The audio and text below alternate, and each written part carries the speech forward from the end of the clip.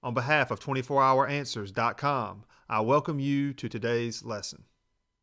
In this video, we're going to do another example of finding a derivative of an inverse trig function. However, for this example, we're going to have to use chain rule not once, but actually twice. And the reason why we have to use the chain rule twice in this example, if we want to find f prime of x, notice we have a function 2x sitting inside of this inverse trig function. So there's chain rule right there. But then also this entire thing is sitting inside of a sine function. So we have to use the chain rule twice. We have a function sitting inside of a function, and then all of that sitting inside of a function. So when I want to find f prime of x and I have to use the chain rule multiple times, I look at the outermost function and I take its derivative first. I leave everything else alone, and then I come back and multiply by the derivative of the stuff I left alone. Here's what I mean. The outermost function is sine. The derivative of sine is cosine. We leave the entire inside alone, so we have inverse secant of 2x. And now we're going to come back and multiply by the derivative of the stuff that we left alone. The stuff that we left alone is this inverse secant of 2x. So let's come back and multiply by that derivative. Well, again, we're going to have to use the chain rule because we have 2x, which is a function sitting inside of inverse secant. Inverse secant is our outermost function now. So if we take the derivative of inverse secant, it's going to be this stuff right here. But remember, we have to leave the 2x included in these x spots. And then finally, we come back and multiply by 2. So moving this down to make a little bit of room, we're going to multiply by the derivative of inverse secant of 2x. So we're going to replace that 2x here and that 2x right here. Looks something like this. So here is the derivative of inverse secant of 2x, but I have not applied the chain rule yet. I have to come back and multiply by 2, and let me show you where all this stuff is coming from.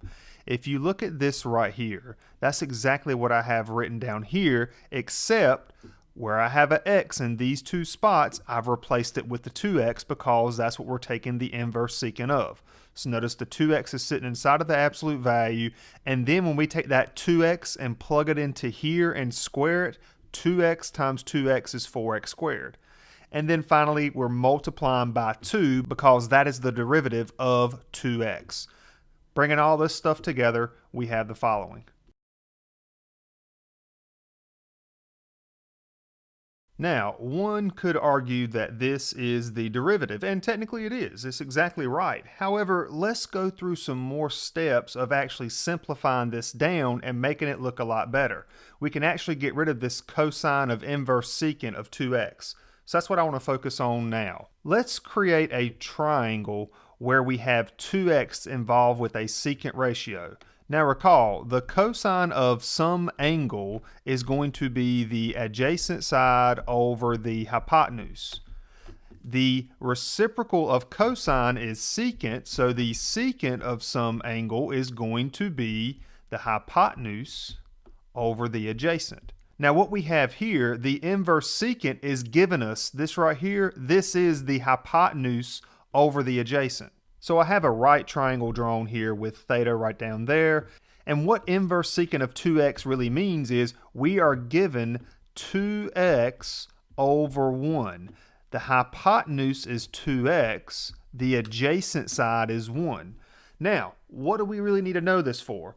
Well, in all honesty, we kind of got away with this one because of the fact that what we want to know now is what's the cosine of that thing. Well, what is the cosine of this right triangle? We don't even need the opposite side here.